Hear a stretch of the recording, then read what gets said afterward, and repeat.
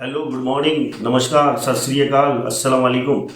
CBSE board ने 2 दिन पहले कोरोना महामारी के दौरान सीबीएसई सिलेबस में 30% जो कम किया है, इसमें काफ़ी लोगों ने चैनल पे अपने अपने व्यूज़ डाले हैं जो बिना एनालिसिस करके डाले हैं, उसको पूरा स्टडी नहीं किया। मैंने जो उसको 2 दिन से एनालिसिस करके रिसर्च करके जो मैंने इसके पॉजिटिव और नेगेटिव पॉइंट्स फाइंड आउट किए हैं और कुछ सजेशन भी मैं दे रहा हूँ कि आगे सीबीएसई बोर्ड जब भी इस टाइप के टॉपिक कम करे या बढ़ाए तो एक बार वो राय ले लिया करे या सजेशन मांग लिया करे। अब इसमें जो जल्दीबाजी में जो सिलेबस कम्प्लीट किया गया है, एक तरीके से ऐसा लगता है कि बच्चे खुश तो हो गए, पर जब इसको पढ़ेंगे तब उनको लगेगा कि जैसे हमें ना लॉलीपॉप पकड़ा दी। सीबीएसई बोर्ड ने बच्चों को लॉलीपॉप पकड़ा दी और बाद में पता लगेगा कि हम तो ठगे से महसूस किए गए, ये सिलेबस कोई कम नहीं हुआ। टीचर्स को इसमें राहत नहीं मिली, बल्कि टीचर्स को भी आहत किया है कि सिलेबस थोड़ा क्लैरिफाई नहीं है प्रॉपर तरीके से। जो डिलीटेड पोर्शन है वो क्यों डिलीट किए गए, इनका ऐसा क्या इंपॉर्टेंस था जो उसको डिलीट किए गए, या इनका कोई वैल्यू नहीं थी पुराने टाइम में जो इसको अब जाके डिलीट किया गया है। अब जैसे आप देखिए, केमिस्ट्री में 5 चैप्टर्स हैं, उसमें मेटल्स एंड नॉन मेटल्स में मेटलर्जिकल प्रोसेस हटाया है, कोरोजन हटाया गया, प्रिवेंशन हटाया गया। हालांकि ये टॉपिक फर्स्ट चैप्टर में भी है, पर ये पुराने टाइम से निकाला जाना चाहिए था। इस बार इसकी क्यों महसूस हुई कि इसको अब निकाला गया। इसके बाद है कार्बन्स कंपाउंड्स में मुझे आश्चर्य की बात हुई कि सैचुरेटेड अनसैचुरेटेड हाइड्रोकार्बन का डिफरेंस दे रखा है। अब मैं आपको बता रहा हूँ डिफरेंस क्या है। Saturated hydrocarbon containing single bond, unsaturated hydrocarbon containing double और ट्रिपल बॉन्ड, ये एक लाइन की डेफिनेशन हटा दी। इसके बाद कमाल की बात है, एथेनॉल एथेनोइक एसिड की प्रॉपर्टीज यूजेज हटा दिए। जो एथेनॉल पहली बार इस साल लोग सैनिटाइजर का यूज कर रहे हैं, पल पल दो पल, उस एथेनॉल का असली यूज तो अब आया है। सीबीएसई बोर्ड ने इतने सालों से वो एथेनॉल बढ़ा रहे थे, अब उस एथेनॉल को अब हटाया है, जो कि अब सबसे ज्यादा पढ़ने की जरूरत थी। उस एथेनॉल को अब हटा के तो सीबीएसई ने इसका असली पर्पज तो छीन ही लिया। सोप डिटर्जेंट्स जिसके लिए हम ज्यादा जोर दे रहे हैं, क्या वो ये पढ़ने से उसको कोरोना याद आएगा या कोरोना डराएगा? तो इसको तो बल्कि ऐड करना चाहिए था, इसको नहीं हटाना चाहिए था। इसके बाद देखो आप, फिजिक्स में 5 चैप्टर्स हैं, वो 5 चैप्टर्स में से केवल 2 चैप्टर में हटाने पे ध्यान दिया गया। वो भी क्या हटाने पे दिया गया?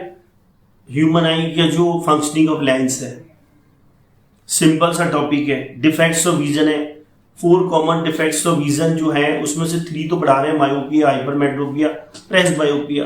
वो बच्चे के लिए प्रैक्टिकल नॉलेज की चीज थी, वो बच्चे को इजी लर्न होता है। और उसके बाद उसका करेक्शन हटाया जो कि 1 लाइन का है। इसके बाद application of spherical mirror lenses, application of spherical mirror lenses जो है वो तो ऑलरेडी आपके जो है लाइट चैप्टर में, वो सिंपल से 4 लाइन के, वो 15 मिनट में कंप्लीट हो जाते हैं।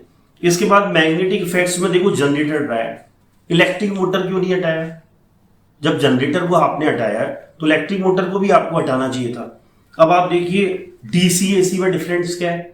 DC is direct current, AC is alternating current. DC is always flows in one direction, AC alternating current है, ये reverses the direction of current after every half rotation.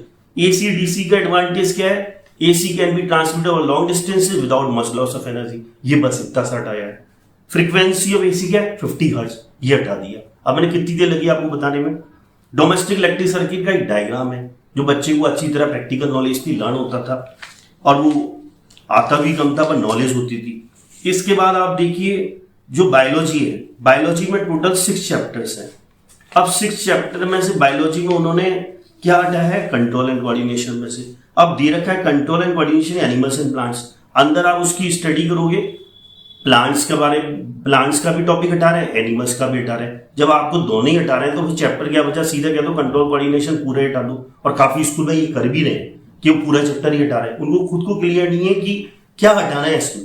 इसके बाद एक हेरिडिटी इवोल्यूशन है, बेसिक कॉन्सेप्ट इवोल्यूशन, जो last 1 page का है, वो हटाया है। इसके बाद आप देखिए प्रैक्टिकल्स का, डिलीटेड प्रैक्टिकल्स हटाने की लिस्ट दी है।